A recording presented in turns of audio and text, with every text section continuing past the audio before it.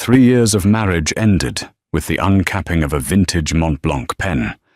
Hendricks didn't just sign his name, he flourished it. He looked at the woman sitting across the mahogany table, his wife wearing a faded grey cardigan and looking at her hands, and he smiled. It was a smile of victory, of shedding dead weight. He thought he was discarding a penniless, unambitious barista he had outgrown. He had no idea that the ink was barely dry on the only thing protecting him from absolute ruin. He didn't know that the woman trembling in the chair wasn't losing a husband. She was regaining an empire. Hendricks signed the papers with a smile, unaware that he had just declared war on the sole heir to the Caldwell fortune. The rain in Seattle was relentless that Tuesday, hammering against the floor-to-ceiling glass of the penthouse overlooking Elliott Bay. Inside, the climate was controlled, precise, and cold, just the way Hendricks Sterling liked it. Hendricks stood by the window adjusting the cuffs of his bespoke Brioni suit. He checked his reflection in the glass. At 34, he was the youngest partner at Sterling & Associates, an architectural firm he had built on ruthless ambition and what he believed was his own singular genius. Behind him in the kitchen, Margaret was making coffee. She moved quietly as she always did. Margaret, or Marga as she preferred, was the antithesis of Hendricks's world. She wore oversized sweaters, kept her brown hair in a messy bun, and spent her days volunteering at the local library or tending to her small garden on the balcony. To Hendricks, she had become invisible, a relic of a time when he was just a struggling draftsman, and she was the sweet girl pouring lattes at the cafe downstairs. Hendricks. Her voice was soft, barely cutting through the silence of the apartment. Do you want cream? He didn't turn around. Black. You know I drink it black, Marga. 3 years, and you still ask. He heard the spoon clink against the ceramic. I just thought, maybe today you'd want something different. I want a lot of things different, he muttered. He checked his watch, a Patek Philippe he'd bought himself after landing the contract for the new Skyline Tower. It was 7:45 a.m. The lawyers were expecting him at 9 o'clock. Jenny was expecting him at 8:30 for a pre-meeting celebration. Jenny Vane. Just thinking of her made Hendricks straighten his posture. She was the firm's new VP of marketing, sharp, blonde, ambitious, and dripping in designer labels. She was a power couple partner. Margaret was an anchor. He turned around. Margaret placed the mug on the granite island. She looked tired. Her eyes, usually a warm hazel, were dull. She knew. Somewhere deep down, she had to know.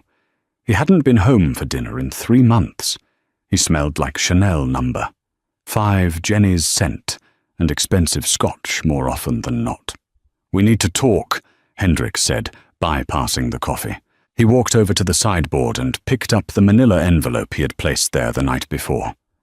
Margaret wrapped her hands around her own mug, seeking warmth. About what? Us. Hendricks threw the envelope on the island. It slid across the polished stone and stopped inches from her hand. I can't do this anymore, Marga. The mediocrity, the silence. We're on different trajectories. Margaret looked at the envelope, then up at him. She didn't cry. That annoyed him. He expected tears, begging a scene he could manage with cold logic. Instead, she just stared. Is it Jenny? She asked. Hendricks blinked. He hadn't realized she was that observant. It's not just about Jenny. It's about me.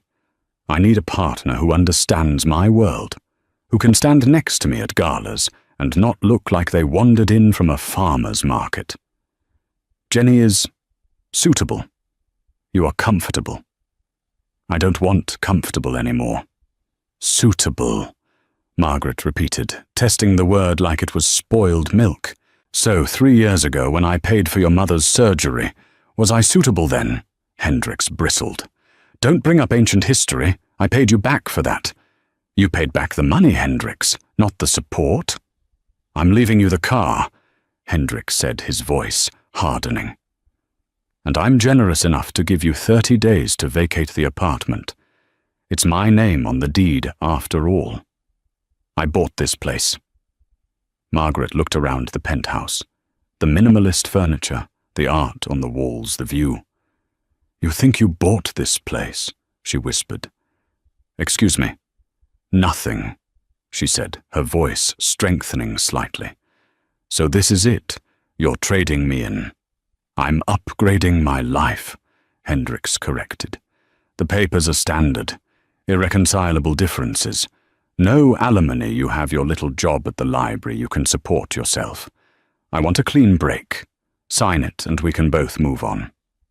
Margaret reached out and opened the envelope. She scanned the pages. It was a brutal document. It stripped her of everything. No claim to his future earnings, no claim to the apartment, no claim to his assets. You really wrote this yourself? She asked. With my legal team. It's ironclad, Marga. Don't waste money on a lawyer you can't afford trying to fight it. Margaret looked down at the paper. A strange expression crossed her face. It wasn't sadness anymore. It was a mix of pity and resignation. Okay, she said. Hendricks was stunned. Okay, I'll sign. Just like that. If this is what you want, Hendricks. If you're sure that Jenny and this penthouse and your reputation are all you need to be happy. I have never been more sure of anything, he sneered. Then I'll sign. They met 2 days later at the offices of Sterling and Associates to finalize the signatures. Hendricks wanted it done on his turf, a power move, to remind her of how small she was. The conference room was all glass and steel, located on the 40th floor. Hendricks sat at the head of the table flanked by his attorney, a shark-like man named Greg Pelson. Jenny was there too, sitting in the corner, ostensibly checking emails on her tablet, but clearly there to stake her claim. She wore a crimson dress that cost more than Margaret's entire wardrobe. Margaret entered alone. She wore a simple navy trench coat and flat shoes. She carried nothing but a small purse. You're late, Hendricks said, checking his watch. I have a site visit in 20 minutes. Traffic, Margaret said, simply taking the seat opposite him. She didn't look at Jenny. Greg Pelson slid the documents toward her. Mrs. Sterling, as discussed, this is a mutual consent divorce decree. By signing this, you waive all rights to Mr. Sterling's pension, his shares in the firm, and the real estate located at 4400 Beacon Street. You also acknowledge that there are no shared marital assets of significant value. Hendricks leaned back, crossing his arms. He watched her face. He wanted to see the realization hit her that she was walking away with nothing, that she was going back to being a nobody. Margaret picked up the pen. It was a cheap plastic one provided by the firm. She looked at it, then reached into her purse and pulled out her own pen. It was heavy black lacquer with gold inlays, an heirloom. Hendricks had never seen it before. Is there a problem? Hendricks asked, impatient. No, Margaret said. She looked at Hendricks, her eyes locking onto his. I just want to be clear, Hendricks. You are absolutely certain you want no financial ties to me, no shared assets, no shared liabilities, a complete severance. For the last time, yes. Hendricks laughed, a dry, barking sound. I don't want your student loans or your credit card debt, Marga, and I certainly don't want to be writing you checks for the rest of my life. Clean break, total separation. And you, Margaret turned to Jenny for the first time. You're ready to take him with everything that comes with him. Jenny smirked, flipping her hair. Honey, I'm taking the man and the lifestyle. You can keep the memories. Margaret nodded slowly. Very well. She uncapped her pen. The sound was sharp in the quiet room. She signed her name in a fluid, elegant script. Margaret H. Sterling. She pushed the papers back. Hendricks grabbed them immediately. He quickly scrawled his signature, pressing down hard, cementing his freedom. He capped his Mont Blanc pen and looked up, a wide, genuine smile breaking across his face. "Done," he said. Finally. He stood up, buttoning his jacket. "Pelson will file these today. You have until the 1st of the month to get your things out of the apartment. I'll have the locks changed on the 2nd. Margaret remained seated. She capped her pen slowly. "You don't have to change the locks, Hendricks." "I said I'm doing it. I don't want you sneaking back in." "I won't be sneaking in," she said, standing up. She looked taller than usual. Maybe it was her posture. "Because I won't be coming back. I already moved my things out this morning." Hendricks laughed. "Efficient. Good. That makes this easier." He walked over to Jenny, who stood up and looped her arm through his. They looked like the perfect corporate magazine cover. "Goodbye, Marga," Hendricks said, already turning toward the door. "Good luck with whatever it is you do." "Goodbye, Hendricks," Margaret said. Her voice was steady, devoid of the trembling he had seen 2 days ago. "And Hendricks." He paused at the glass door. "What?" "Check the mail at the apartment. There's a letter for you. It arrived this morning." "I'll get to it." He dismissed her. Hendricks and Jenny walked out of the conference room, laughing as they headed toward the elevator. Hendricks felt lighter than air. He had the firm, the girl, and the penthouse. He had shed the dead weight. Inside the conference room, Margaret watched them leave. Greg Pelson, the lawyer, was gathering the papers. He looked at Margaret. "You took that well," Pelson observed. "Most people fight for a settlement." Margaret smiled. It wasn't the shy, submissive smile Pelson had seen during the preliminary meetings. It was a smile that didn't reach her eyes, cold and terrifyingly sharp. "I didn't need a settlement, Mr. Pelson," she said softly. "I needed a receipt." A receipt. Proof that he walked away of his own free will, that he explicitly refused any connection to my assets. Pelson paused. "Your assets?" "With all due respect, Mrs. Sterling, the financial disclosure showed you have less than $5,000 in a checking account." Margaret picked up her purse. "That's the checking account Hendricks knew about. You really should have done a better background check on my maiden name, Mr. Pelson." "St. James." Pelson frowned. "It's a common name. My mother was a saint." "James," Margaret said, walking to the door. "My father was Preston Caldwell." Pelson froze. The papers in his hand shook slightly. Preston Caldwell, the Caldwell Trust, real estate shipping pharmaceuticals, one of the largest private fortunes on the East Coast. Caldwell Pursaw. Pelson choked out. "But the disclosure." "I disclosed everything legally required under the separate property clause of the state law," Margaret said. "Assets held in blind trust prior to marriage are not marital property unless commingled. Hendricks just signed a document stating he wanted no part of any assets commingled or otherwise. He specifically waived rights to any and all future discoveries of wealth." Pelson went pale. He didn't read the addendum I drafted. I told him to read it." "He never reads the fine print," Margaret said. "He's an architect. He looks at the shape, not the structure." She opened the door. "Have a nice day, Mr. Pelson. You're going to have a very busy week." Hendrik Sterling was on top of the world for exactly 6 hours. The celebration dinner with Jenny was at Le Monde, the most expensive French restaurant in the city.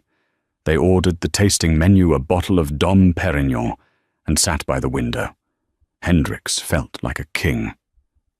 "To us," Jenny purred, clinking her glass against his. "And to the future. I heard the board is considering you for senior managing partner, now that you've cleaned up your image."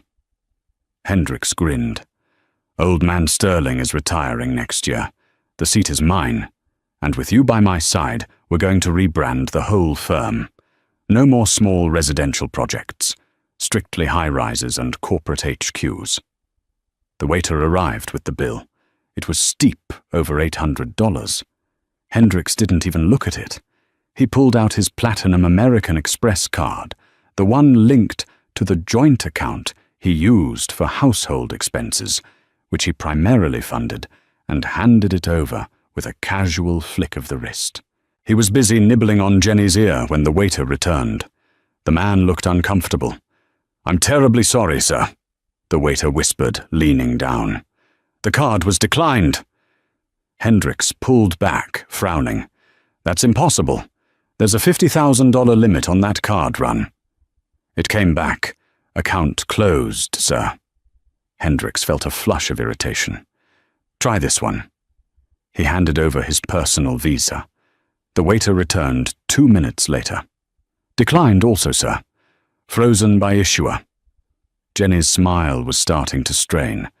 "Hendricks, what's going on?" "It's just a banking glitch," Hendricks snapped. He felt sweat prickling his hairline. "Bank of America has been updating their systems." He pulled out a third card. His emergency MasterCard. Declined. Humiliation burned his neck. He ended up having to ask Jenny to pay. "I'll wire it to you in the morning," he promised, his voice tight. "My accounts must have been flagged for security because of the divorce filing." Jenny tapped her card on the reader, her eyes narrowing slightly. "Right. Security flag." The ride home was quiet. When they got to the penthouse at 4400 Beacon Street, Hendricks marched straight to his study to call the bank. But as he walked into the hallway, he noticed something. The apartment felt empty. Not just Margaret is gone. Empty. Empty, empty. The grand piano in the living room. Gone. The original Basquiat print in the hallway. Gone. The Persian rugs gone. Hendricks. Jenny's voice echoed in the hollow living room. "Where is all your stuff?" "Margaret," he growled. "She took the furniture. Petty, I bought that piano." He stopped. Did he? He tried to remember. They had gone to the auction together. He had bid on it. But who wrote the check? Use the trust account. Henny. "It's easier for tax purposes," Margaret had said. "My grandmother left me a small education fund. We can use that." He ran to the study. His desk was there, but his ergonomic chair was gone.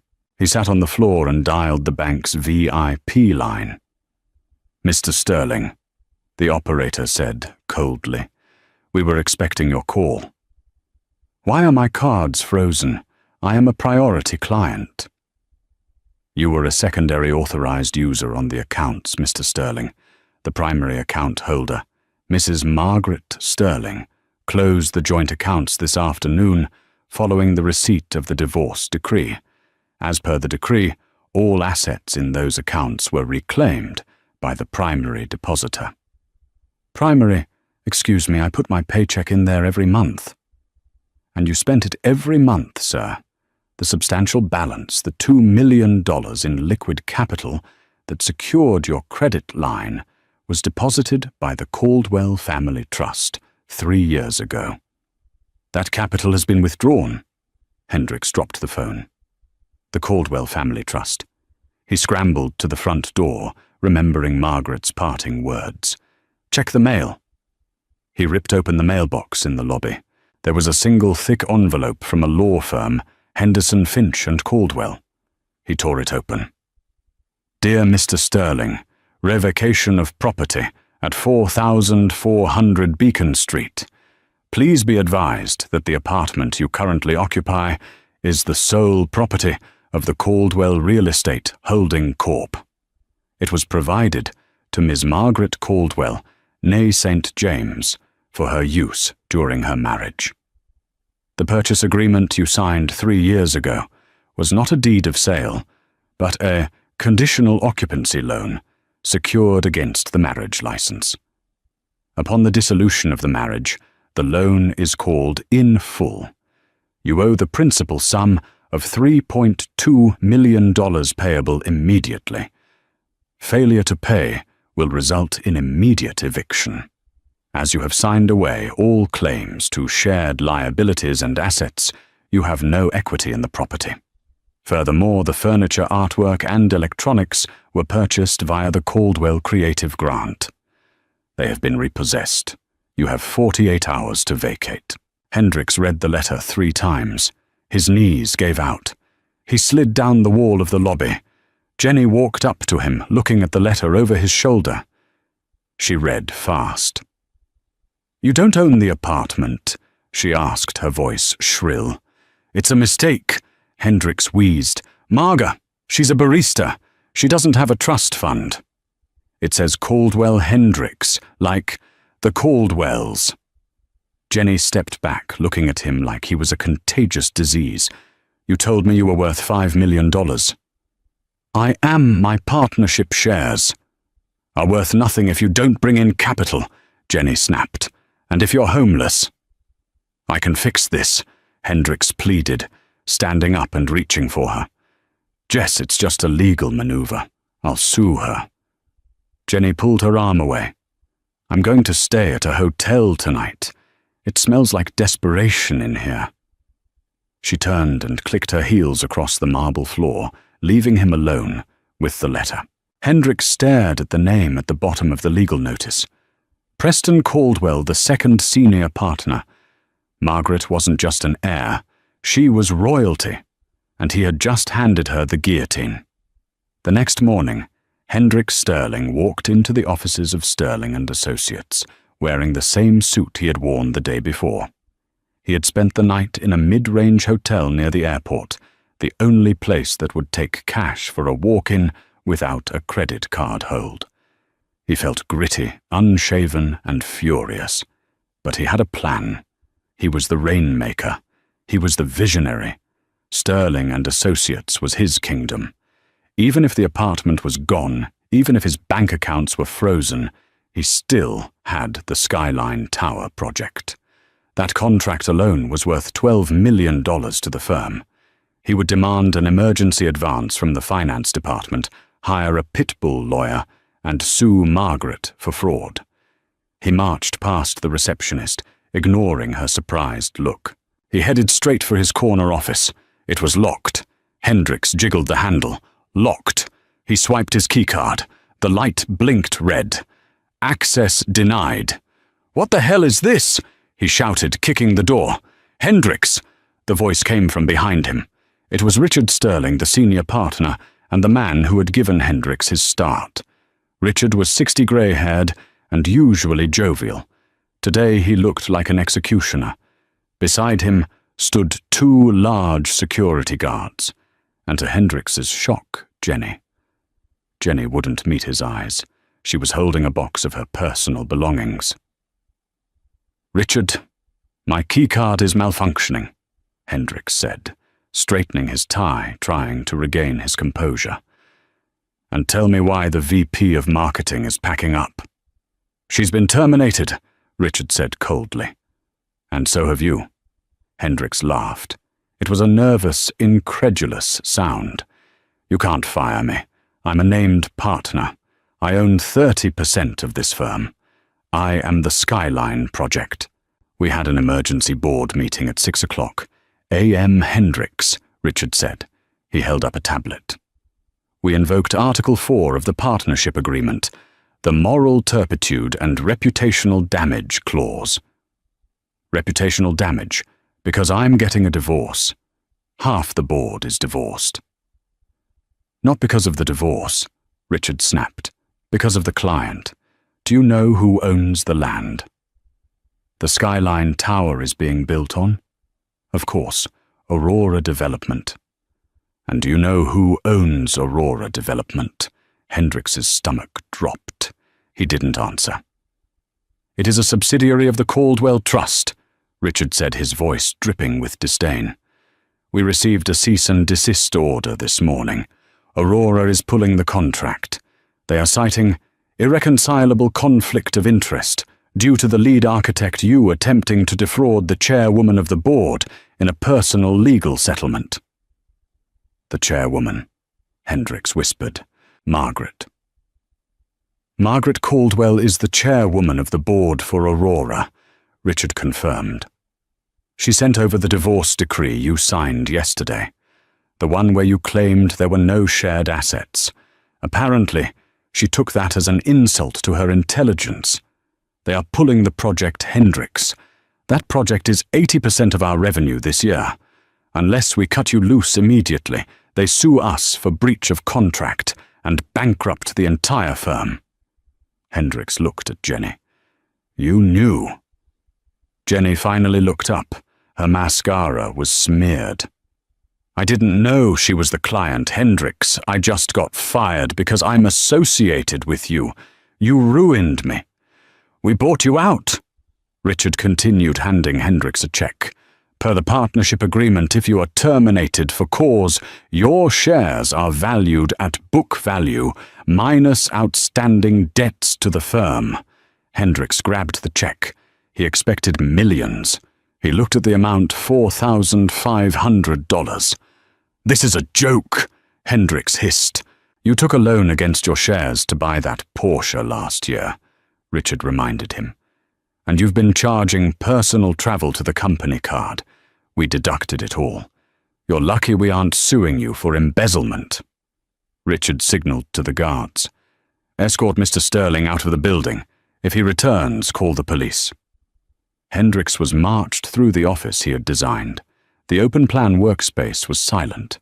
Junior architects, interns, and draftsmen, people he had yelled at, belittled, and ignored, watched him walk the shame walk. He saw the receptionist smirk as the glass doors closed behind him. He stood on the sidewalk holding a check for $4,000 and a dead career. His phone buzzed. It was a text from his mother. "Hendricks, why are there movers at your grandmother's house? They say the property is being repossessed. You told me you paid off the mortgage." Hendricks stared at the screen. He hadn't paid off the mortgage. He had taken the money Margaret gave him for his mother's surgery and the mortgage, and he had used it as a down payment on the condo. He had been paying the mortgage monthly, pretending it was paid off. Now that the accounts were frozen, the payments bounced. The house of cards wasn't just falling, it was incinerating. 3 weeks later, Hendricks was living in a studio apartment in a bad part of town. He had sold his Porsche for cash, but most of it went to paying off immediate debts to keep the loan sharks away. He had applied to 5 different firms. All of them had turned him down. The architectural world was small. No one wanted to touch the man who declared war on the Caldwells. He spent his days drinking cheap whiskey and obsessing over Margaret. How had she done it? How had she played the role of the submissive housewife so perfectly?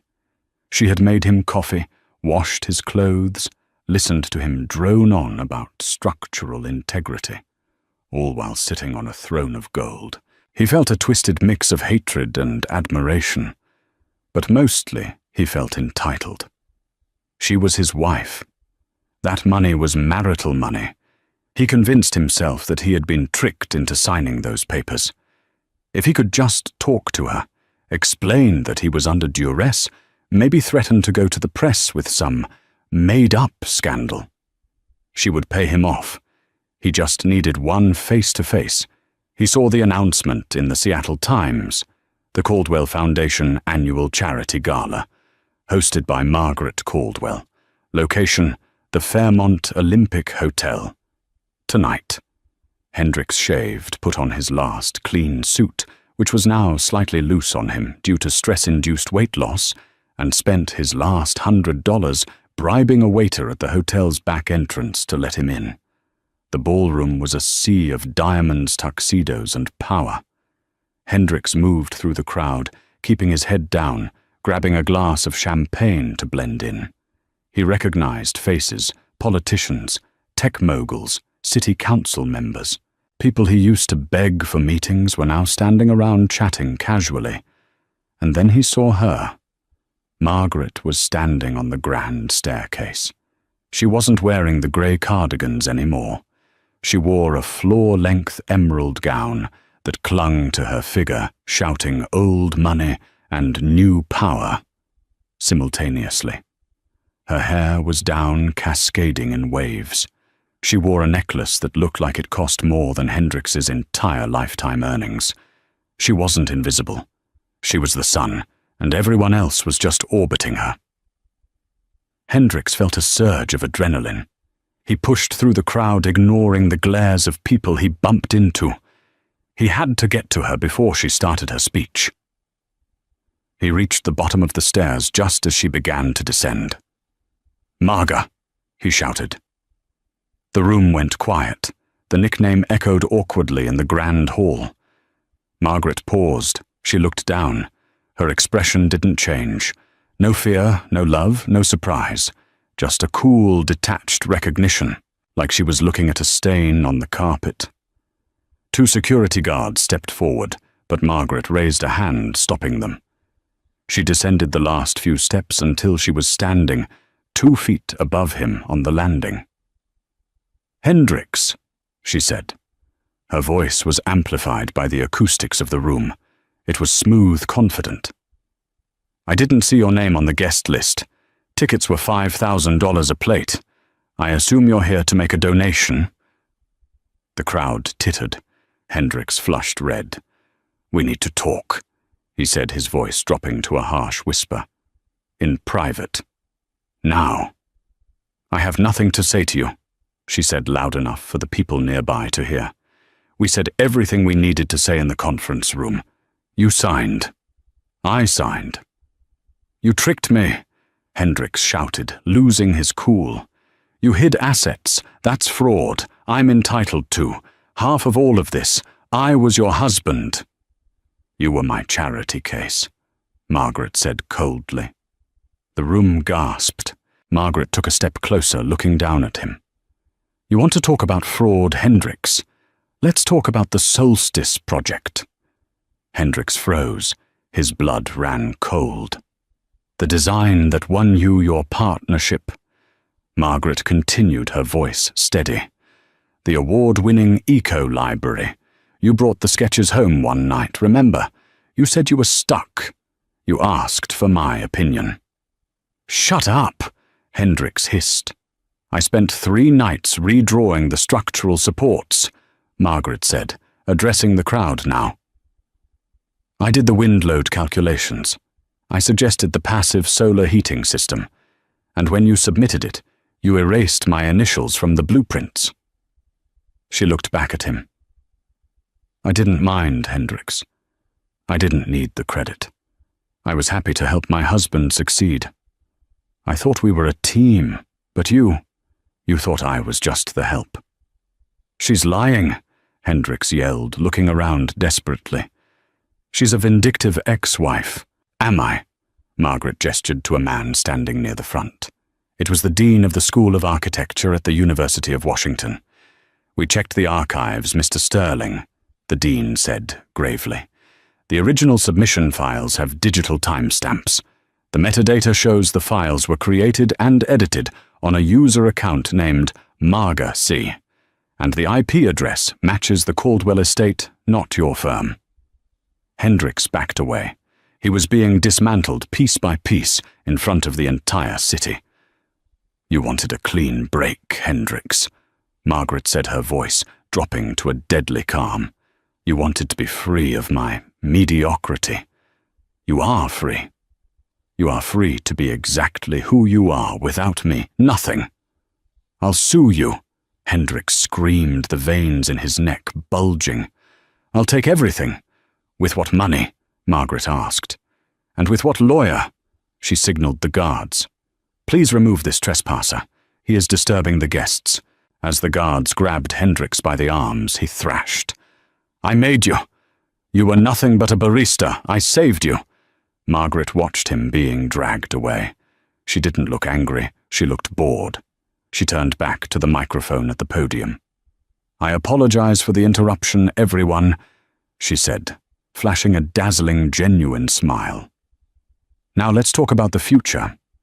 I am pleased to announce that the Caldwell Foundation will be breaking ground on a new project next month. The Sterling Shelter for the Homeless. There was a pause, and then polite laughter rippled through the room. Named, of course, she added with a wink, to remind us all that arrogance is the quickest path to poverty. The applause was thunderous. Outside in the rain, Hendricks was thrown onto the pavement. He sat in a puddle watching the warm glow of the hotel windows. He saw Jenny Vane walking into the hotel with a new man, an older, uglier, but much richer man. She glanced at Hendricks sitting in the mud, paused for a second, and then looked away, stepping into the revolving door. Hendricks Sterling had signed his divorce with a smile. Now he was crying in the rain. But the story wasn't over. Because Hendricks had one thing left: rage. And rage, unlike money, was free. Winter descended on Seattle, turning the city into a grey, weeping monolith. For Hendricks, the weather matched his soul. He was no longer living in the studio apartment. He was staying in a weekly rate motel on Aurora Avenue, a place where the sheets were thin and the sirens never stopped. His room was a chaotic shrine to his obsession. Newspaper clippings of Margaret, opening the new children's wing at the hospital, cutting the ribbon at the Sterling Shelter. Groundbreaking were taped to the peeling wallpaper. He had stopped looking for work. He had a new job: destruction. Hendricks spent his nights drinking cheap vodka and studying the blueprints he had stolen on a flash drive the day he was fired. They were old files, early drafts of projects Margaret's company was now executing. He was looking for a weakness, a structural flaw, a zoning violation, anything he could use to bring the Caldwell empire crashing down. He found it in the Echo Point project, a massive waterfront redevelopment Margaret was spearheading. In his original notes, he had flagged a potential issue with the soil stability near the seawall. It was a minor risk, one that required expensive reinforcement to fix. If Margaret had skipped that reinforcement to save money or time, the whole project was a ticking time bomb. Hendricks needed a weapon to fire this bullet. He couldn't go to the press. They treated him like a pariah. He needed someone who hated the Caldwells as much as he did. He found Victor Halloway. Halloway was the CEO of Iron City Construction, a rival firm that had lost the Echo Point bid to Caldwell's company. Halloway was a brute of a man known for playing dirty and holding grudges. Hendricks set up the meeting at a dive bar in Pioneer Square. Halloway showed up with 2 bodyguards wearing a cashmere coat that looked out of place among the sticky tables. "You look like hell, Sterling," Halloway grunted, sitting down without ordering a drink. "Make this quick. I don't usually meet with disgraced architects." "I can give you Echo Point," Hendricks rasped. His hands were shaking, not from cold, but from adrenaline. "I know where the bodies are buried." Halloway raised an eyebrow. "I'm listening." "The seawall," Hendricks whispered, leaning in. "The soil stability reports were falsified. I did the preliminary surveys. The ground is liquefaction-prone. Margaret Caldwell is building $1 billion complex on quicksand. If you expose this, the city will shut her down. Her stock will tank, and Iron City can swoop in and buy the land for pennies." Halloway stared at him. "You have proof." "I have the original unedited geo-surveys on this drive," Hendricks said, sliding a black USB drive across the table. "And I have my testimony. I'm the architect of record for the initial phase. I'll testify that I warned her, and she ignored it to cut costs." "Why?" Halloway asked, picking up the drive. "Why burn your own work?" "Because I want to see her break," Hendricks hissed.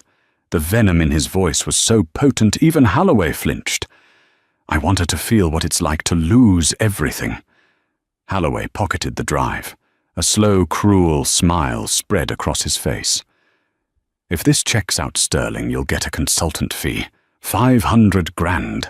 Enough to get you out of this rat hole." "I don't want the money," Hendricks lied. He desperately wanted the money. Just destroy her. 2 days later, the headline broke. Caldwell scandal whistleblower alleges safety hazards at Echo Point. The news cycle exploded. Construction was halted immediately. An emergency city council hearing was called. Hendricks sat in his motel room, watching the news coverage, laughing hysterically as the Caldwell stock price dipped by 15%. He had done it. He had thrown a wrench into the machine. He waited for the phone to ring, expecting Margaret to call, begging him to recant. But the phone didn't ring. Instead, there was a knock at the door. Hendricks opened it, expecting Holloway with his check. Standing in the doorway were 2 detectives from the Seattle Police Department, and behind them, looking grim, was Victor Holloway. "Hendricks Sterling?" one detective asked. "Yes." Hendricks looked at Holloway. "Victor, what is this?"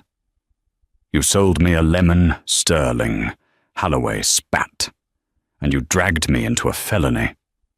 "What?" "You are under arrest," the detective said, stepping forward with cuffs. "For what whistleblowing?" Hendricks laughed nervously. "I'm a hero.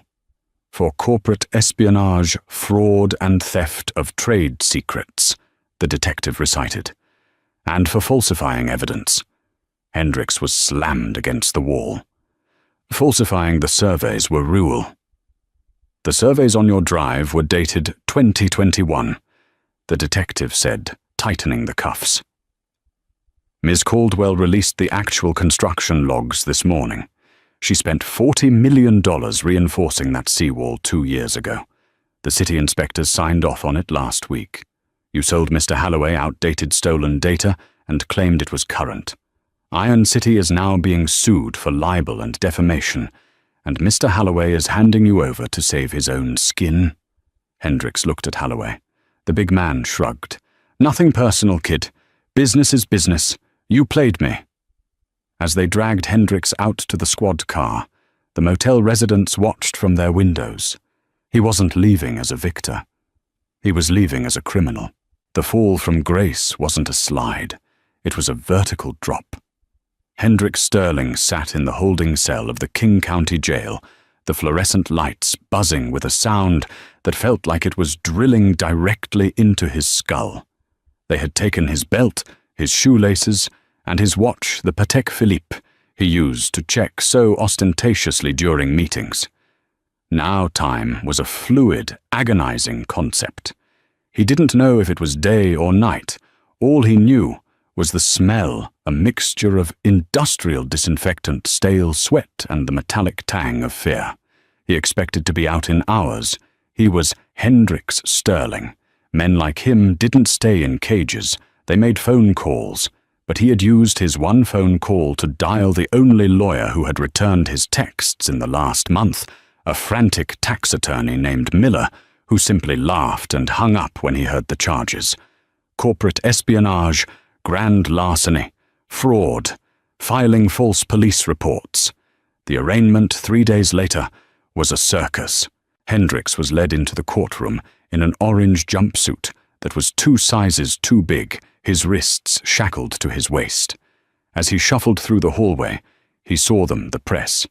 The same reporters he had once charmed at gala openings were now jostling for position to get the most unflattering angle of his unshaven face. Flashbulbs popped like gunfire. "Mr. Sterling, did you knowingly sell fake geological data?" "Hendricks, do you have a comment on the lawsuit from Iron City?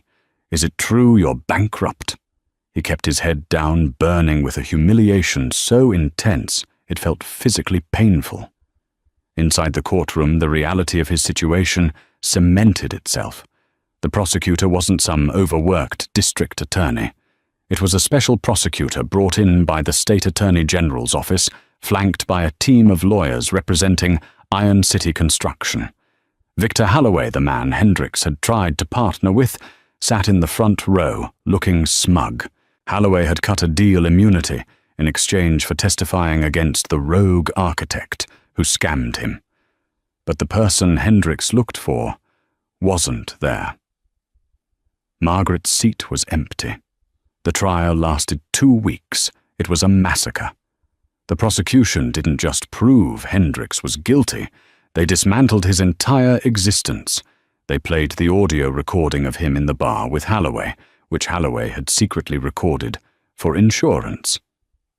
"I want to see her break," Hendricks's voice rasped through the silent courtroom. "I want her to feel what it's like to lose everything." The jury looked at him with undisguised disgust. He wasn't a whistleblower. He was a vindictive ex-husband trying to weaponize safety regulations to settle a score. When the verdict was read, guilty on all counts, Hendricks didn't cry. He went numb. The judge, a stern woman with zero patience for white-collar arrogance, sentenced him to 8 years in federal prison at Sheridan, with no possibility of parole for the first 5.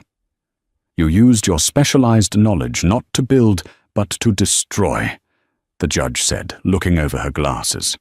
"You are the worst kind of architect, Mr. Sterling.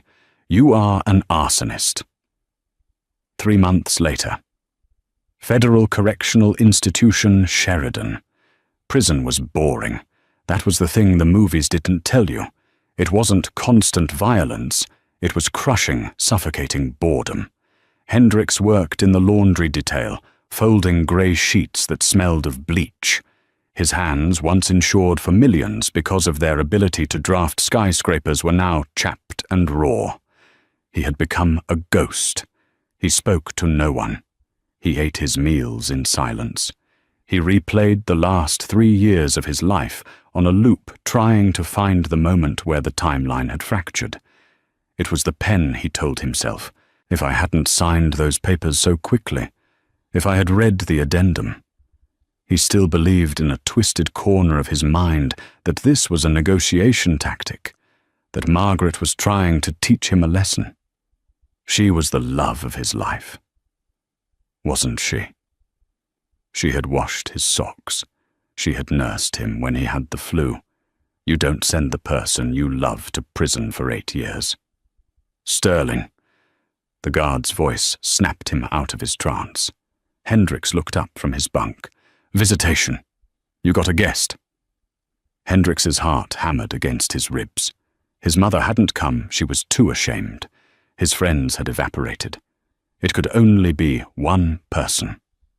He was led into the visitation room, a sterile box divided by a thick pane of reinforced glass. He sat down, smoothing his jumpsuit, trying to summon a shred of his old dignity. The door on the other side opened. Margaret walked in. If Hendricks looked like a ruin, Margaret looked like a monument. She wore a structured cream coat over a silk blouse, her hair pulled back in a severe, elegant chignon. She didn't look like the mousy barista he had married. She looked like a CEO. She looked like a Caldwell. She sat down, placing a sleek black leather folder on the counter. She didn't pick up the phone immediately. She just looked at him. Her gaze was clinical assessing, like an engineer inspecting a collapsed bridge. Hendricks picked up the receiver. His hand shook. "Marga." Margaret picked up her phone. "Hendricks." "You came," he whispered. "I knew you'd come. I had to sign the final transfer deeds for the apartment," she said, her voice clear and devoid of warmth. "The bank required a wet signature from the previous occupant regarding the abandoned property. I thought I'd bring it personally rather than mailing it." "The apartment?" Hendricks let out a dry, cracked laugh. "I'm in federal prison, Marga, and you're worried about the apartment. It's a valuable asset. Unlike you, I don't let assets go to waste." Hendricks leaned forward, his forehead nearly touching the glass. "Get me out of here. Please. I can't do 8 years. I'll die in here." "You should have thought about that before you tried to frame my company for negligence," Margaret said. "You tried to bankrupt me, Hendricks. You tried to put 3,000 people out of work just to bruise my ego. You're exactly where you belong." "I was angry," Hendricks pleaded. "I was hurt. You lied to me for 3 years. You pretended to be poor." "I never said I was poor," Margaret corrected him sharply. "I said I lived simply. There is a difference. You just never looked close enough to see it. You saw a barista, so you treated me like a servant. If you had looked at me, really looked at me, you would have seen the education, the connections, the way I managed our finances." "Why?" Hendricks demanded the question that had plagued him for months, finally bursting out. "Why the charade? Why the secret? If you were a Caldwell, why marry a nobody like me?" Margaret sighed. She opened the black folder and pressed a document against the glass. It was an old yellowed piece of paper, a copy of a last will and testament. "Read clause 14, she said. Hendricks squinted. The legal text was dense, but the bold letters stood out. Clause 14. The succession test.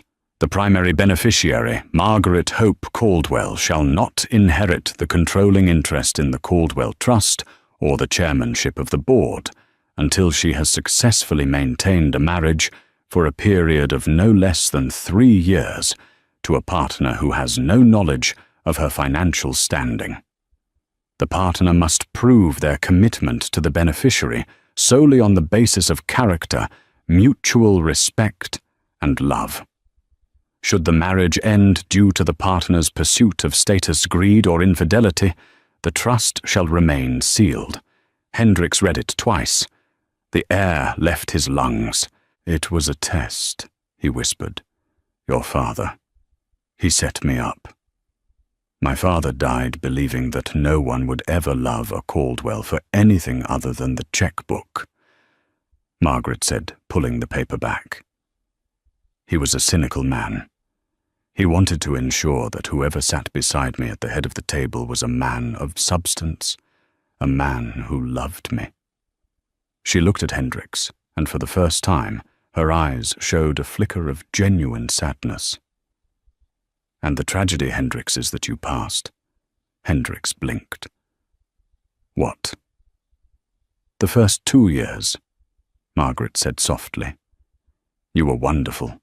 You were ambitious, yes, but you were kind. You worked hard. You came home and told me about your day. You didn't care that we lived in a small walk-up. You passed the test. If you had stayed that man, on our 3rd anniversary, I was going to tell you the truth. I had the papers drawn up to bring you in as a full partner in the trust. You were going to be the CEO of the architectural division.